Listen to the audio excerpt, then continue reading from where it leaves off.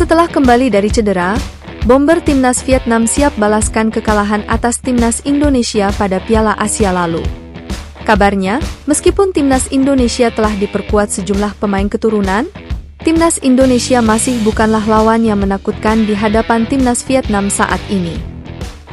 Berikut, kami akan membahas preview lawan timnas Indonesia pada kualifikasi Piala Dunia 2026.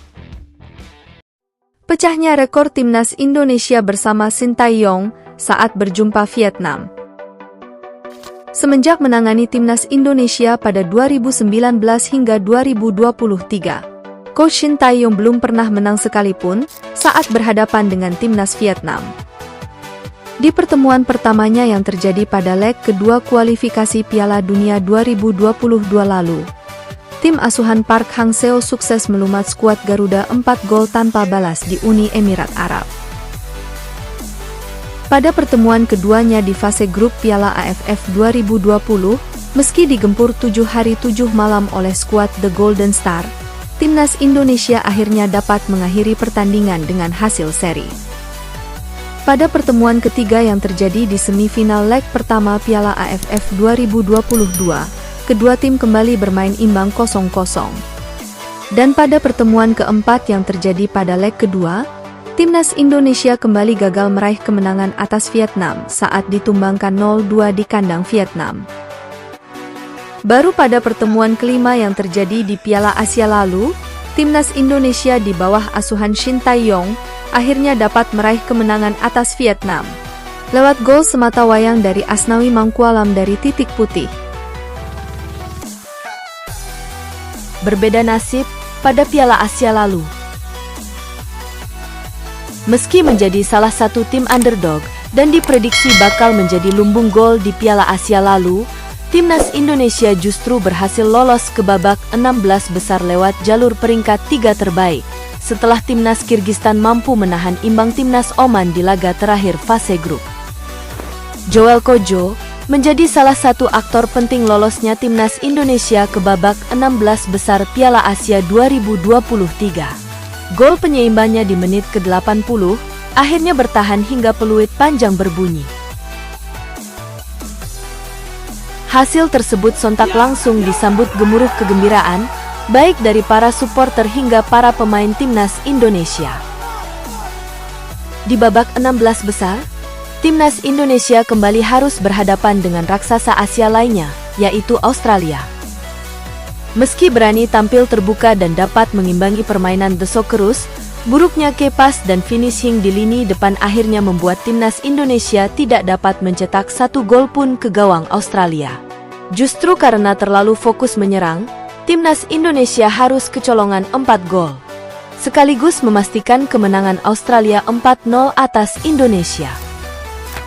Sebaliknya, timnas Vietnam yang pada awalnya yakin dapat mengalahkan Indonesia dan mengimbangi Irak dan Jepang, justru hanya menjadi tim juru kunci pada grup D Piala Asia lalu.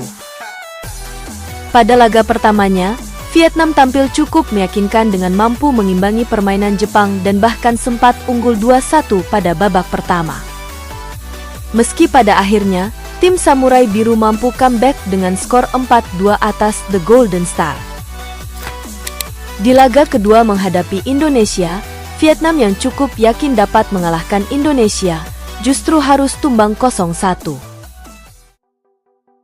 Dan di laga terakhir, meski kembali dapat mengimbangi timnas Irak di babak pertama, keluarnya Van Hang karena kartu kuning kedua, langsung membuat Irak cukup mendominasi permainan di babak kedua. Alhasil, Irak akhirnya lolos menjadi juara grup D, setelah menang 3-2 atas timnas Vietnam. Hasil tersebut memperpanjang rekor kekalahan Vietnam di 5 pertandingan terakhir. Sementara itu, ranking FIFA Vietnam yang pada awalnya berada di posisi 94 dunia, akhirnya harus turun ke posisi 105 dunia. Sebaliknya, meski hanya meraih 1 kemenangan dan 4 kekalahan di 5 laga terakhir, timnas Indonesia justru naik ke posisi 142 dunia, setelah pada Desember lalu hanya bertengger di peringkat 146 dunia. Sama-sama datang dengan kekuatan baru. Pada tanggal 21 dan 26 mendatang, Timnas Vietnam berencana melunasi hutangnya kepada Timnas Indonesia. Meski cukup kerepotan menghadapi skuad Garuda pada Piala Asia lalu, para pemain Vietnam yakin mereka akan dapat mengalahkan Timnas Indonesia di dua pertandingan tersebut. Apalagi pada laga nanti, Timnas Vietnam akan kembali diperkuat sejumlah pemain bintangnya yang sempat absen pada Piala Asia lalu. Para pemain tersebut, mulai dari Nguyen Tan Chung, Bui Tin Dung, Nguyen Hoang Dec, hingga salah satu striker terbaik di Asia Tenggara Nguyen Tin Linh. Meski tidak ada nama-nama seperti Nguyen Chong Puong dan Doan Van Hau yang terkena cedera, tentu kita sebagai pecinta Timnas Indonesia tidak asing dengan nama Nguyen Tin Linh. Striker haus gol Timnas Vietnam yang selalu jadi momok di depan gawang skuad Garuda. Di dua pertemuan nanti, pemain ini mungkin akan mendapat penjagaan khusus oleh barisan belakang Timnas Indonesia. Mengingat, pada Piala AFF lalu, seorang Jordi Amat dan Rizky Ridho pun cukup kesulitan dalam mematikan aksi pemain yang satu ini. Meski begitu, Timnas Indonesia sendiri sekarang juga dihuni beberapa pemain yang terkenal dengan gaya bermainnya yang juga cukup keras dan berani. Salah satunya adalah Justin Hubner. Justin diharapkan mampu mengkonter gaya bermain para pemain Timnas Vietnam yang terkenal keras di kawasan Asia Tenggara. Belum lagi dengan adanya tambahan pemain baru seperti Jai Itzes dan Nathan Jo Aon, yang berpengalaman menghadapi pemain-pemain hebat di Liga Eropa.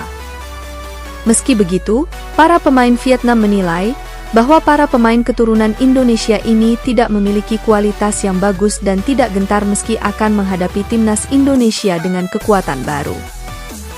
Faktanya menurut saya, pemain-pemain naturalisasi ini tidak menakutkan, mereka datang dari Eropa, Afrika atau Amerika. Tetapi mungkin tidak memiliki kualitas yang terampil, tangguh, dan komprehensif, seperti pemain-pemain bagus dari benua tersebut. Pemain naturalisasi Indonesia bermain keras, namun mereka juga menunjukkan keterbatasan tertentu. Jika Timnas Vietnam dapat memanfaatkan celah tersebut dengan baik, hasil bagus pasti bisa kita raih saat berhadapan kembali dengan Timnas Indonesia di fase kedua kualifikasi Piala Dunia 2026. Ujar Nguyen Hoang Duc, dikutip dari Bongda. Berpeluang kembali, tumbangkan Vietnam. Berbekal pengalaman dari Piala Asia dan tambahan dua pemain keturunan berkualitas, besar kemungkinan Timnas Indonesia akan dapat kembali menumbangkan Vietnam. Apalagi pada laga pertama nanti, akan digelar di kandang Indonesia yang terkenal cukup mengerikan bagi para lawan-lawan skuad Garuda. Mental para pemain lawan pun bisa dipastikan akan cukup tertekan, saat berada di tengah puluhan ribu supporter Timnas Indonesia. Adanya pemain ke-12 di kubu Indonesia jelas akan merubah atmosfer di dalam lapangan, serta menambah semangat bertanding bagi para pemain Timnas Indonesia.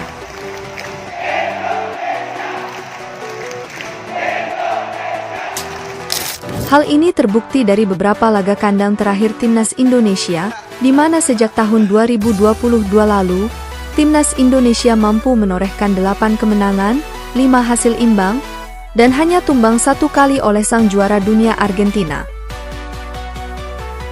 Beberapa faktor tersebutlah yang membuat Timnas Indonesia lebih diunggulkan daripada Timnas Vietnam. Pada leg kedua, meski Timnas Indonesia harus bermain di kandang Vietnam, Timnas Indonesia juga masih memiliki banyak peluang untuk membawa pulang 3 poin. Pasalnya, pada leg kedua nanti Timnas Indonesia akan mendapat booster yang cukup mewah saat bertanding menghadapi Timnas Vietnam.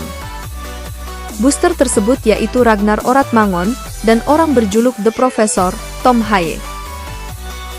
Kedua pemain ini telah dipastikan masuk dalam skuad yang akan dibawa Shin Tae-yong ke Vietnam, setelah pada 18 Maret lalu telah resmi menjadi WNI.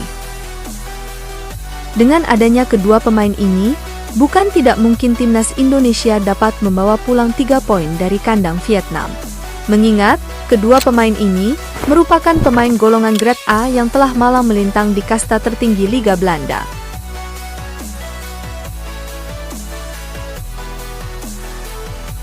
Bagaimana pendapat kalian tentang laga menghadapi Vietnam ini? Coba tulis pendapat kalian di kolom komentar.